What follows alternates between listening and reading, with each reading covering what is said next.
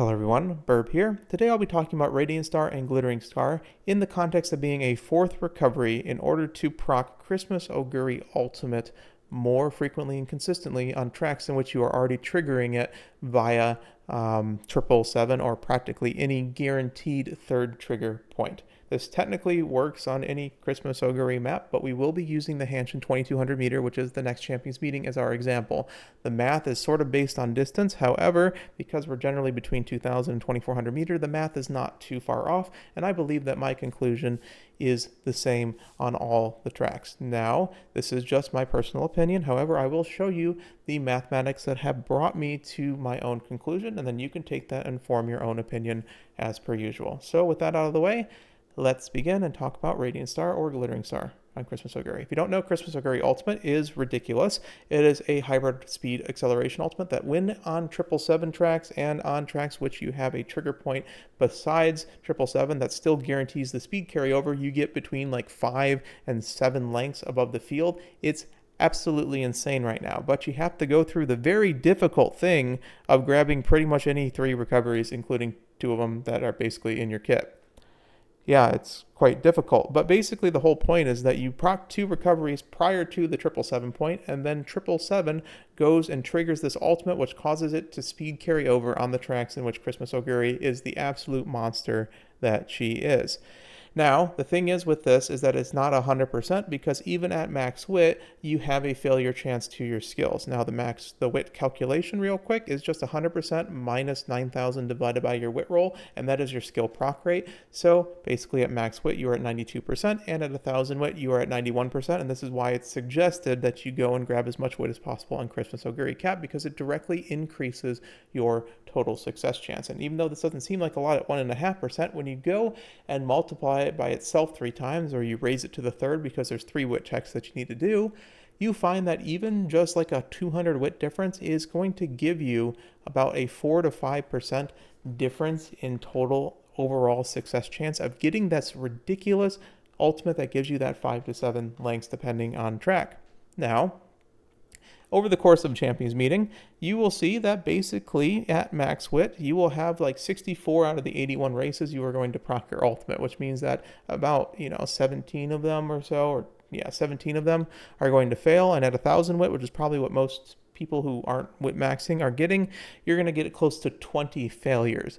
So the solution to this that I have seen more and more often for some reason, like I said, my conclusion is that you shouldn't do this, is that there's a lot of greed, and you just take Glittering Star, which is the white version of Radiant Star, as your 4th recovery. I know this is not the only solution, but this is the solution we are talking about today. And at first, it seems really, really good. It's a 4th recovery that goes and makes sure that you only need 3 out of 4 of these to proc to get at least some value whatsoever.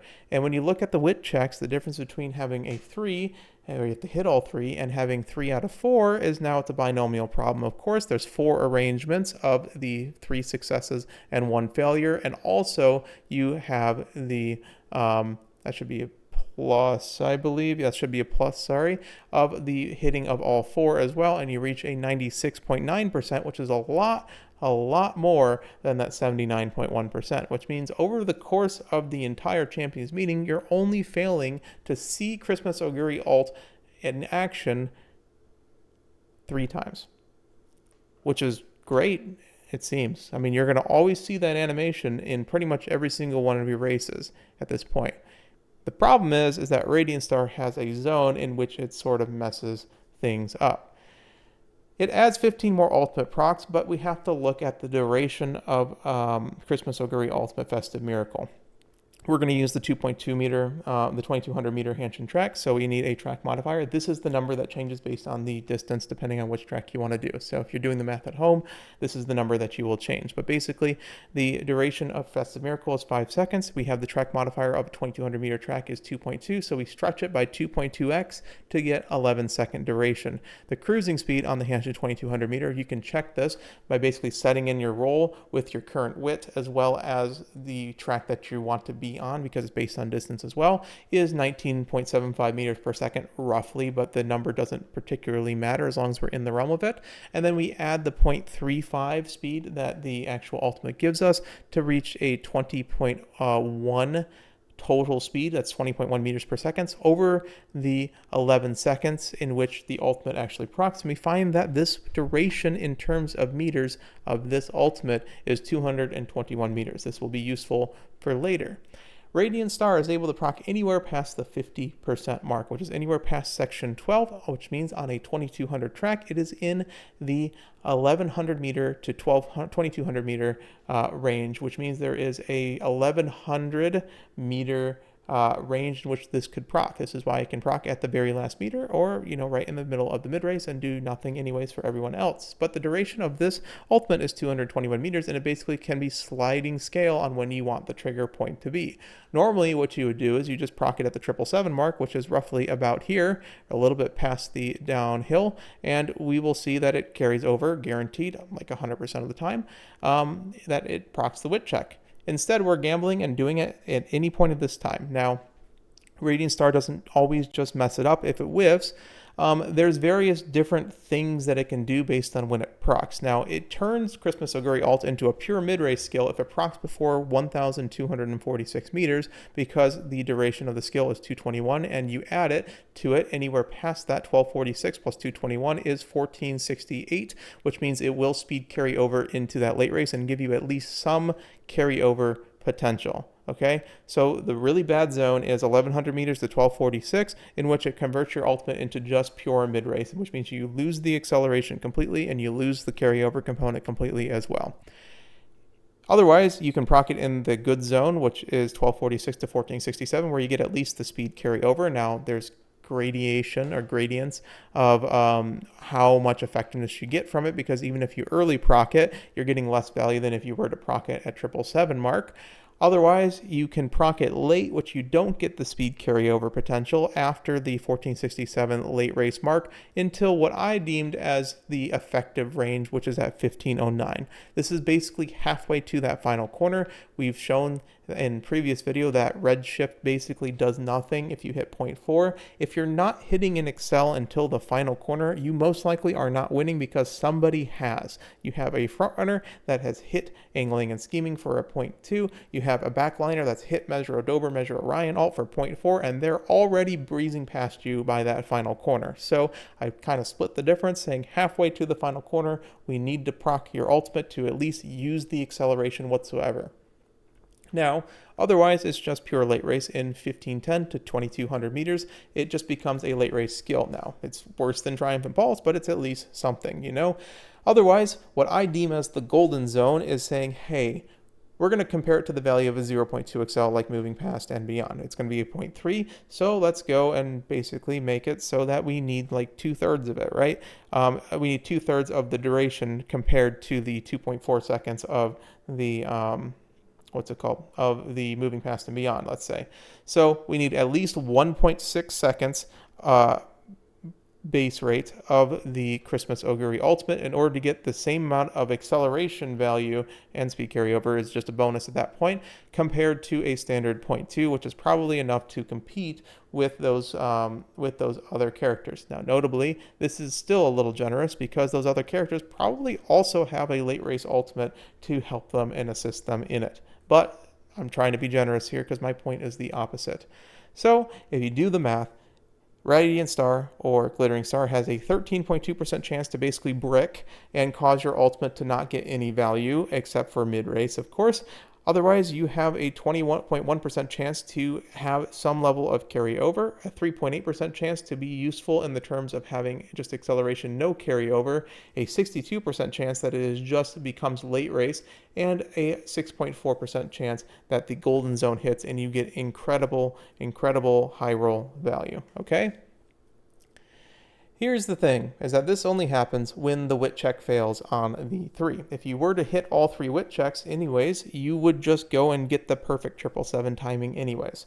Now, it also means that, hey, here's the problem, is that Glittering Star's 13.2% chance of bricking the ultimate doesn't care about that third wit check because it's happening prior to it. So the chance of it bricking is still 13.2%, but the chance of it being at all useful being carry over in 20.1%, or having the Excel useful as like less or more value than like a red shift even is only 3.8%, which means that we have 23.9% chance that it gives you any value at all particularly. I understand you're getting a speed skill still, but we'll get with that later.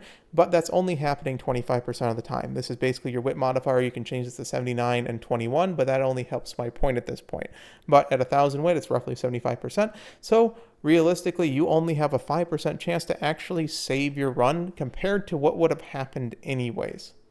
That's the point, is that we can't just talk about, hey, Glittering Star doesn't mess it up 85% of the time. We have to talk about that it would mess it up compared to what we would do without grabbing the skill. It's sort of like a change impact analysis. So the true calculation, I believe, is that you should be looking at the golden zone when you're actually proccing it relatively close to the same amount of value that 777 would even give you. If you were to proc it at that like close to the 777 mark, where you're getting like near its max value in terms of its acceleration, which is still a little generous, you find that it's only a 1.6% chance that it actually gives you the same amount of value compared to just grabbing the 777 and 3 and then possibly missing wit checks every once in a while. So overall, by taking Glittering Star as a fourth recovery to proc your ultimate more consistently, while you will get like 25% more ultimate procs, you will still only have 13.2% chance that we will turn your successes into failure. This is your brick chance. So you will turn 13.2% of your successes that would have happened before into failures. You will turn 5% of your failures back into successes, and then of that 5%, 1.6% of those will truly be runs that actually give you the similar amount of value of grabbing 777 anyways, which you can kind of already see what's going on here, because if we take absolute loss, which is just basically adding it up, if we take the wit checks of what we're doing before, we have our 13.2% chance of breaking the run and the 75% success chance of having us being able to proc it anyways. So we're going to take out the 25% chance that we whiff anyways, because if we turn a loss into a loss, we're not actually losing anything at that point. We find that we lose 9.9% overall success chance, and then the chances before, the 25% chance that we would whiff normally, we multiply that by the 5% chance, which we actually do. That should actually be 20%. Sorry, one second. I'm just making sure that's already taken into account, right? Yes, it is already taken into account. I think I messed up on math there. 25% chance of whiffing over that. Yep. So I just multiplied it twice. Let's not go and remove that. Let's change the math here on the fly, not negative 9.9%. And then you have 5% chance just flat, which means it's negative 4.9% chance. Sorry about that. So it becomes basically 75% without and 70% with. You are losing 5% roughly, or 4.9% by taking this skill. So congratulations, you have spent 200 SP to lower your success chance by 5%.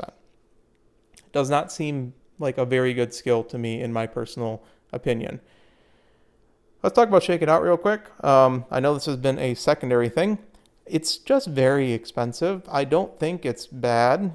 If you're already taking the accelerations that require it before, the point of this is that, hey, you're hoping in the 25% chance that you are whiffing your ultimate, that you're going to nimble nav off somebody and then pass them and then proc a secondary skill. And then proc Shake It Out because you have two skills procced. First of all, you need that like a perfect proc anyways. It's very hard to model Nimble Navigator. If you're taking Nimble Nav anyways, it's probably fine because it's a pretty cheap skill. But then again, you're spending 140 skill points and requiring you hit like MPAST plus Nimble Nav as your two triggers on a character that's already spending 700 skill points to make sure their ultimate works. And it's only useful the 25% of the time in which you're whiffing your base ultimate and you're not getting the speed carryover component of it, so your advantage is only roughly about 3 lengths instead of 6 lengths. And we saw on the derby track, the 2400 meter Tokyo, what happens when a Christmas Oguri does not get the speed carryover component of her ultimate. What happens is it becomes a level playing field, and most likely someone's going to hit MPAST and Nimble Navigator anyways. And you can say, yes, I'm hitting Nimble Navigator and MPAST anyways as well. At a late surger, of course, you could just do Nimble Nav plus Pace Chaser stuff, whatever. But how much of those are actually going to change the outcome compared to just going and grabbing the Nimble Nav? That's the difference, is that if someone else is hitting 0.4 and you're hitting that 0.7, you're Excel stacking and you're starting to get into diminishing returns, and it may work, it may not. But like, you can also just win with 0.4 anyways without the ultimate too. Like, not everyone's a perfectly built Uma, not everyone's going to hit. That's my thoughts on it. There's no real math way, I think, to disprove Shake It Out. I just think that we've had empirical evidence with the derby track that it's not necessarily very powerful when you don't get the speed carryover component on Christmas Oguri Cap. Which means my professional opinion is just take 3 recoveries and just hope you don't wit check at the end of the day. If you want some ways to like arbitrage against the situation in which you're missing your wit checks, just run more gamblers. I mean, you can run the double dom and it makes your Christmas Oguri Cap even stronger, but I mean, I'm sure your gamblers can pull up some of the weight too. So it's all a risk tolerance. If you just want a 75% win rate, you can just run Christmas Oguri 2 dominators and you probably will win at least against everyone except other Christmas Oguri Cap, or someone who hits incredibly, incredibly hard. That's all my stuff on this topic. At the end of the day, if you're playing the consistent character, you're playing Christmas Oguri Cap. It's the same thing as Frontrunners. You're playing Christmas Oguri Cap for consistency. You don't need to gamble on these characters because you have an ultimate that just gives you guaranteed lengths that fills up your acceleration slot, so you have a solo goal of getting as much mid-race and getting as much late race as possible, so that you go and you can convert those wins 100% of the time as close to as possible, rather than trying to gamble and getting your proc rate up from that 75 to 80% up to 96% and then losing because you don't have enough mid-race and late race anyways. So there's a lot of intangibles here. If you want to go and gamble on your ultimate actually proccing properly, you should at least play the character that guarantees your A finals, which is Winning Ticket. Winning Ticket completely busted, although her ultimate is very finicky, and that's why. Disclaimer, N equals 2, just Ray and I. That's the only, there's been no other tests on this character, but she's won A finals twice, you know. You just got to hit. Take care, everyone. Burb out.